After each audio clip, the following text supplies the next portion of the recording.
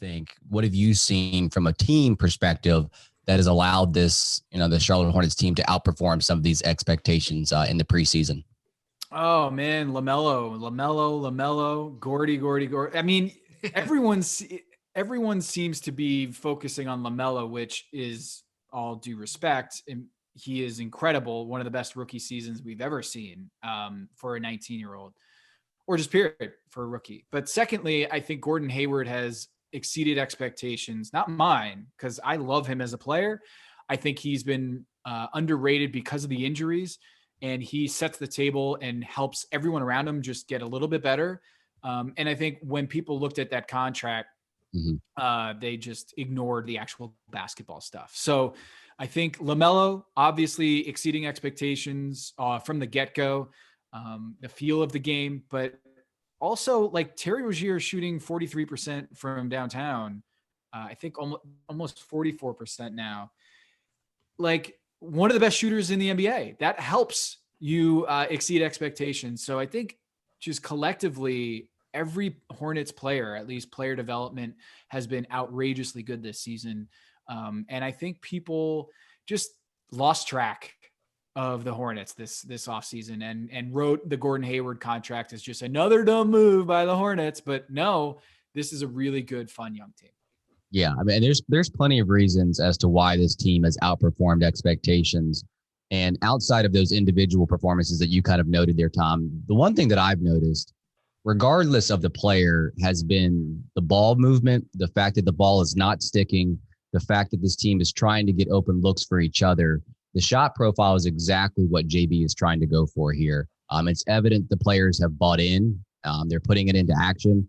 I do have 3 statistics that I just kind of want to highlight to kind of show how unselfish this team is, despite not having that true superstar. Now, Gordon Hayward, not a superstar by any means, but he is someone that you can run offense through. But collectively, this Hornets team, they're passing the ball, they're being unselfish, they're trying to get open looks for everyone else. They are second in the NBA behind the Pacers in passes made. They are 4th in the NBA in assists per game, and they're 2nd in the NBA in average seconds per touch. With 2.81 seconds per touch. So those 3 things combined have been very evident with the eye test in terms of seeing, JB trying to get all of these players involved. And regardless if it's Terry Rozier one night, if it's Gordon Hayward one night, if it's LaMelo one night, or if it's PJ Washington going off for 42 points, anyone can get involved on any given night. And I think everyone's buying in, Brian. Yeah. I mean, you guys both highlighted it, just like they have a handful of playmakers. And I think it's really big too that LaMelo, he's getting about 40% of his shots at the rim. Terrific number. He's not an amazing finisher at the rim, although he certainly has the occasional highlight when he switches to the left hand, but maybe you'd like to see him eventually just get better at being able to finish over the top of guys or finish through guys with that right hand. But he's just looked bursty and he's committed to getting to the rim. Malik Monk, rejoining the rotation in late January and being this impactful is huge. And it gives Charlotte another guy that can go from 24 feet out on a live dribble and get to the rim or create a shot for somebody else. Like they just have more playmakers than I was like really, or like more like plus playmakers than I was sort of expecting them to have. It's crazy that Rozier 18 months ago was brought in as something that Charlotte could grab as Kemba was getting ready to leave, and he was brought in and people thought he might be like the lead ball handler, and they've just turned him loose as a catch and shoot bomber. And some of that was because of, luck and Devontae Graham just exceeding expectations the season ago. But I think what you guys highlighted, multiple playmakers playing at high levels, it's probably some shooting luck in the clutch has been helpful. But then I think too, just like the pace that they've played with, this is the 2nd fastest offense in the league after a turnover, 7.9 seconds per possession, and they're 3rd in offensive efficiency on those play types. So offensive possession after a turnover. So top 3 in the league in both pace after a turnover and scoring 1.38 points per possession. And they're essentially, according to Unpredictable, like they are top 10 in the NBA in time of possession or, pace in terms of average possession length. In total possessions, they're 6th in the NBA or tied for 5th. They're 7th after a made shot, 10th after a rebound, and like I said, 2nd after a turnover. So they're just flying. and doing so while also targeting the right areas of the court, shooting a lot of threes and getting to the rim. Yeah, I had James Borrego on the Haberstroh podcast with Amin Al-Hassan and I about a month ago. It's probably been more than that, but it was a lot of fun getting JB on the show because you never really get him in that kind of setting where he's able to, outside of like with all the cameras on him and pregame or shoot around. And it was fun just hearing him talk about the Phoenix Suns team and being part of the San Antonio Spurs coaching staff with Pop and Coach Bud Budenholzer over in Milwaukee now, because this team very much plays like 7 seconds or less, just move the ball quickly, a blend of 7 seconds or less in Spurs. It really is like a blend of those two philosophies of get down the floor, get a high percentage shot, go for layups or threes, but do not play ISO basketball or post up basketball. And so both of those styles of Spurs, only hold it for no more than a second or two and move the ball. And then also the 7 seconds or less where just push the ball and get out in the open court. It's been really fun to watch. And I think JB is one of those coaches that doesn't get a lot of acclaim, but comes from a really disciplined background from Popovich, and also from his coaching days with David Fizdale over at USD. I think this is just a guy who, when you have a team made up of young players who want to prove themselves and want to play with joy and have fun, like LaMelo is the perfect guy for that.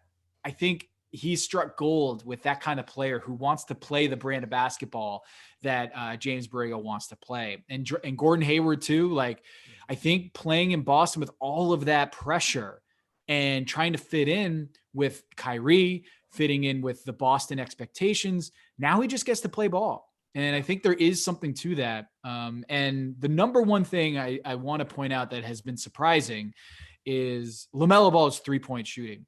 Looking at going into this season, I think that was the biggest question mark is, I know he can shoot from deep and at high volume, but can he shoot it efficiently? And his splits this season, in December in 4 games, he shot fairly well from deep. He got off to a good start, but in the month of January, he was at 25% from deep, in February, 41. And then in March in 2 games, he's 75%. I mean, that's good. That's really good. And if he can have a legitimate 3-point shot, forget like 40%. If it's just like Luka Doncic, like 35, 38, somewhere in there. Yeah. I mean, that's amazing for the playmaking and the feel. That's a game-changing skill right there. Yeah. It's like you get above that sort of like Mendoza line with pull-up shooting, and all of a sudden you force the pick and roll coverages to not be able to just go under the screen because the math says he's going to make this 36% of the time or whatever. And all of a sudden it's like, we can't go under LaMelo. And then that opens up the passing and the driving.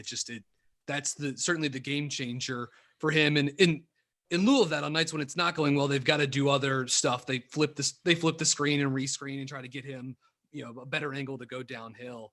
It took Kemba like 6 years to get to that pull up, like 3-point percentage. Yeah. Right. And if LaMelo Ball out of the gate at 19 years old is doing this already, like, it's crazy. Man, it's crazy. I say he's Jason Kidd, because his feel for the game is off the charts. His size is huge. People don't think he's big, but he's huge. Yeah. And Jason Kidd, the ability to fill up the stat sheet, it's all LaMelo. And so Hall of Fame talent. I legit believe that LaMelo Ball has Hall of Fame talent coming into this season. And what he's done, the stats on him are ridiculous, but also what coaches come away every time they play the Hornets is just the feel for the game is LeBron-esque, Luka-esque, Jason Kidd, like all these names. These are Hall of Fame material. And I think LaMelo Ball is in that conversation. And the one thing with Jason Kidd is that he didn't develop a 3-point shot until later in his career. And so, like we were just mentioning, if LaMelo Ball can hover around 35, 38% from deep, that's going to do wonders for his game. So, yeah, that's definitely something that I did not see coming, Tom, the shooting from deep, because he shot, like 25% in Australia or something like that on threes. Yeah. And then another thing that I did not really realize that he was going to be so good at was his rim scoring, because just the way that he's built, I would have thought he would have got pushed around a little bit more, but he's shooting close to like 60% at the hoop. So those two things have been like the biggest surprise for me. Obviously, the passing is not a surprise. We knew that coming into the season. And it's funny you mentioned how JB's offensive style could be a combination of the 7 seconds or left Suns kind of combined with the Spurs.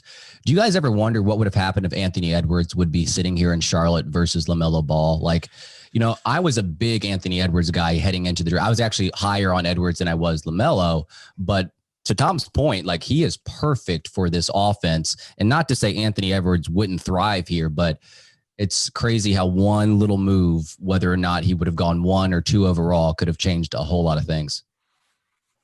Yeah, the thing for I always imagine it with Wiseman, and just like, I mean, he's an interesting prospect too, and I think he's had some flashes. I feel he's in a tough spot because he's playing with Hall of Famers, and you know, Warriors fans expect him to be Kareem right out the gate. I think he's going to settle in and be an okay player, but yeah, I just think all the time, like, what if LaMelo was playing with Steph? Like, what would that look like? How crazy would that be? And yeah, I the one other thing too, because we're talking about the Spursian nature of this, is that I think if Edwards were here, one of the things the Spurs are so good at doing under Popovich is tailoring the offense to the strengths of the personnel. So I think if it were Anthony Edwards as opposed to LaMelo Ball, you know, the Hornets would still be targeting the same areas of the court, but they would be deploying Anthony Edwards in different ways, obviously, and perhaps have some stuff, you know, sort of like designed to use the best of his attributes. I still think Anthony Edwards is going to be a really good pro, too. But obviously Charlotte got exactly what they needed with Ball. Tom, do you think LaMelo is going to win the Rookie of the Year? Like, if you had to put money on it today, like, you think he's going to win it outright? Yeah, I mean, what are the odds? I mean, I bet that's not probably a good bet. Just because it's like, what are you going to win back? I mean, he's the overwhelming favorite at this point, right? And you know, like LaMelo, I think James Borrego talked about it on the podcast, and he said it since, is the idea of like, he's so much fun to be around, and his energy is infectious. The players love him, and players don't love rookies. Like, one of the unspoken rules in the NBA is like, those rookies are coming for your minutes. They're coming for your contract. They're coming for your face time, like as the face of the franchise. Yeah. Like veterans don't like rookies. They think they see them as a threat. It's a lot of the reason why you're seeing the NBA still like not reducing the age limit rules. Cause like NBA players don't want younger and younger players coming into the league, because that's every Carmelo Anthony out of the door. That's a Jamal Crawford who can't get into the league. That's for every 18-year-old, that's a 35-year-old that won't be in the NBA. And those are the guys that the players union are representing, are actual NBA players. And so LaMelo, I feel like the fact that NBA players like playing with him and the energy around him, that is so important in building a franchise, which is what the Hornets are trying to do, is build on the fly. And they hit jackpot. Is there any one thing that you think that he needs improvement on? I know he's 19 years old and there's a lot of room for improvement for anyone coming in as a rookie, but is there something that sticks out to you that you're just like, okay, this has got to get better for him to be a more well-rounded player?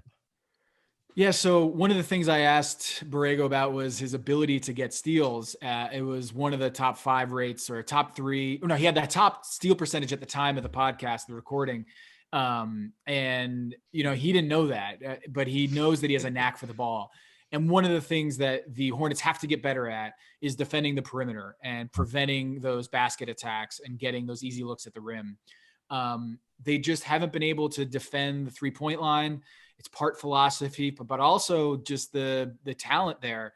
They're trying to go for a lot of defensive turnovers, or trying to gamble. Like, one of the things that LaMelo has to work on is not gambling too much. The defense, the size, like, it's going to come together. But if there's anything that I can point to that he needs to do better, is just defensively, just stay in your lane and not go too crazy on gambling.